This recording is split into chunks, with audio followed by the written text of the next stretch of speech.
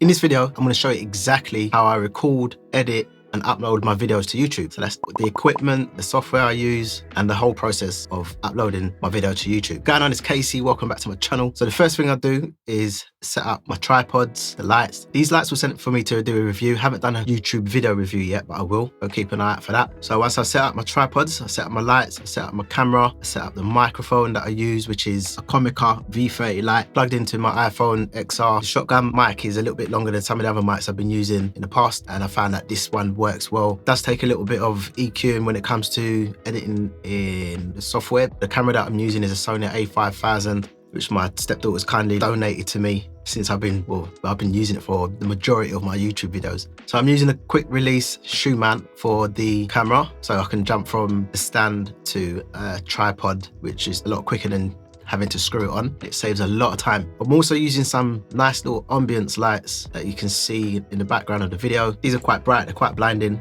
You can change the colors, which is cool. So I have these behind me, which kind of separates me from the background. Sometimes it looks like it's Photoshop, but it's not. It's just the lighting behind. So the lights that I'm using are a brand called Fosseton. Some of the best lights that I've used. When I first started, I was using just natural light. Then I upgraded to a ring light, which was cool, but I didn't really like the circle that it leaves in your eyeball. And one viewer mentioned that as well. I don't think he was too happy about the reflection of the ring light in my eyes. But that was an old video, upgraded since then, and now using these Fosseton lights, which are amazing. So that's my camera and lights and microphone setup. If it's just talking head video, then that's cool, that's where I leave it. But if I'm doing a tutorial, like Logic Pro tutorial or showing my screen, then I will either use QuickTime Player, or if I want audio as well, I use Camtasia. It's a nice bit of software, can be a bit clunky sometimes, which is why I don't use it for editing my actual video. But for screen capture, screen recording, Camtasia and the QuickTime Player on the iMac. Only thing with the QuickTime Player, it doesn't record audio, so if you don't need the audio, then that's cool. So I've showed you how I set up my camera, I showed you what lights I use and screen recording software, but the most important thing before you even think about creating a video is what type of video are you going to make? Are you doing a talking head? Are you doing a tutorial? What's the topic? So the best thing to do before you even start is to think about what video you're going to record. So if you're just starting out and you don't want to be paying for the likes of TubeBuddy or VIDIQ, you can just put a search into YouTube, how to make beats, and then you will see a list of other things come up. If you're not making beats, you're doing something else, whatever your topic is, put that in the search bar. YouTube's going to show you what other people are searching for. So that's a cool way of doing it for free. Paid versions, VIDIQ, TubeBuddy, I've used them both, and I'm leaning more towards VIDIQ. I like VIDIQ a little bit more than I do TubeBuddy. So you know what video you want to do, record. It's a good idea to have the thumbnail in mind. So you're kind of working from back to front. Create your thumbnail. Now, what I like to use to create my thumbnails is After Effects. So sometimes I'll do an actual picture, or I'll just take a screenshot from the video that I've been recording. You can either use After Effects, you can use Canva. There's apps out there that will help you to create a decent looking thumbnail. If you're not sure what type of thumbnail to create, just look at what others are doing. Look at your competitors. What type of thumbnail have they created? You don't have to copy it exactly, but you can get some ideas from it, which will definitely help you to create something eye-catching and clickable, because click-through rate is important. So once I've decided what the video is that I'm going to record, I like to write a little script. Not a word-for-word script, just bullet points so I can see what it is I need to cover so I don't miss anything. And also that I'm not just waffling and winging it, which I have done in the past, where just freestyling. But then I finish the video and then I think, oh, well, I missed that point. So as I've grown doing my YouTube videos, I find it easier to bullet point. Like I said, I can see what it is I need to cover, if there's anything I've missed, and it makes life so much more easier. It does take a little bit more time, but the video seems to flow a lot more better, a lot more smooth. So I've wrote down my script. I know what I want to say in my video, hit record. Don't forget to hit record. I've done it a few times. I've forgotten to hit record on the iPhone,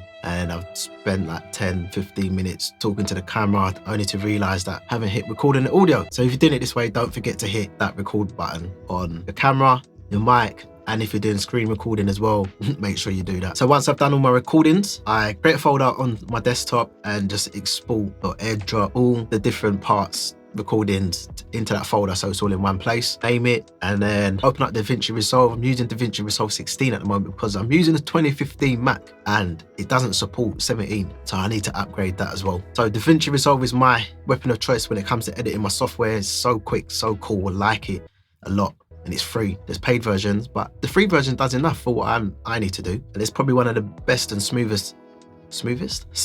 editing software that I've used so far. So once I've done all that, I drop them into DaVinci Resolve, sync it all up, which can take a little bit of time. It's all good. I know in DaVinci Resolve 17, gives you the option to link or sync audio really quick, which is why I want to upgrade, just to speed up the process. So I've synced up all my recordings, my audio, camera, and what I like to use is a lot of B-roll. So if you've been watching some of my videos just recently, I've been using a lot of B-roll in it. Pexels.com is my go-to for B-roll. Absolutely amazing, and it's free. Again, there's paid versions out there if you want to use that. But for now, I'm happy with Pexels. Shout out Pexels, amazing site. Link in the description if you want to check them out as well. And at the moment for music, I make beats, but I like to use some lo-fi beats. I don't really make lo-fi. Maybe I should make lo-fi. But TuneTank, amazing. Again, free. But all you need to do is just make sure you're crediting the people whose work you're using, and you should be good to go. Shouldn't be no problems with copyrights and all that type of stuff. So yeah, just double check before you use it so that you're covered. So before I render my video, I'd have a title for the video, and I would have come up with this through the methods I showed you earlier. VidIQ, see how much people are searching for this particular video or topic, and I'll use that as my title for when I render and to export my video. So I'll put that in, render, wait for DaVinci to do its thing. If I haven't already created my thumbnail, then I would do that, ready to go. Then I'll jump over to YouTube. So once I've rendered the video, I'll go over to YouTube, click on upload video.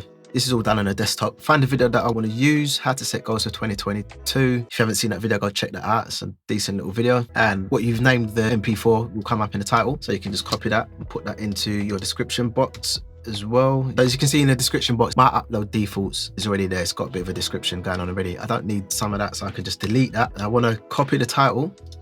So I copy the title, paste it there, and then add in a few keywords and keyword phrases that I've used within the video, and just make it sound natural. So stuff that I've said in the video, I repeat in the description box, so the algorithm can pick that up, get an understanding of what the video is about, so they can push it and put it in front of people that are looking for this type of video. So I've done my description, added a few keywords, keyword phrases. Then I want to upload the thumbnail, amazing thumbnail that I created in After Effects. So I'm going to use that thumbnail, hit open, thumbnails uploading, select, I'm going to choose a playlist. I think a decent playlist that video can fit in. I will say artists and producer tips. So hit done. Tags, you can use tags, say set goals, goal setting, etc. And then I'm going to go to next. Turn on monetization. If you've got monetization, do that. If the video is longer than 8 minutes, it gives you an opportunity to place more ads, but you don't want to overkill. You don't want to do too much ads, otherwise people are just going to click off and get annoyed with your video. Then we hit next, do the checks that you need to. So this is talking about ad suitability. Is it cool? Yeah, none of the above. Submit rating. I'm not gonna actually upload this video because it's already been uploaded, but I'm just using it as an example. Then, so I like to add end screens in my videos. I should just do one, probably would help with views for the next video, but I've been doing two. The video on the end card will be linked, or it's one of the videos that I feel would be a good video for the viewer. If not, I'll click best for viewer. Hit save, and then next, checks are being done.